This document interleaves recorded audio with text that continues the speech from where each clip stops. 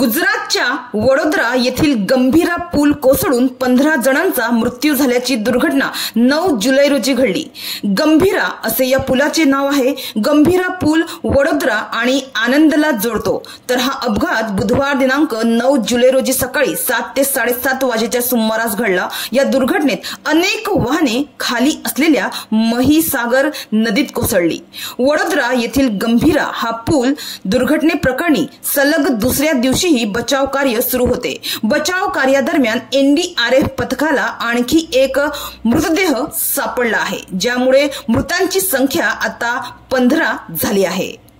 तर या घटनेचे व्हिडिओ देखील समोर आले आहेत।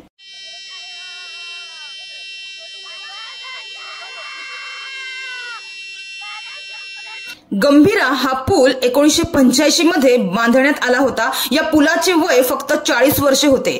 जेव्हा हा पूल बांधण्यात आला तेव्हा 100 वर्षे या पुलाचे काहीही होणार नाही असे सांगण्यात आले होते।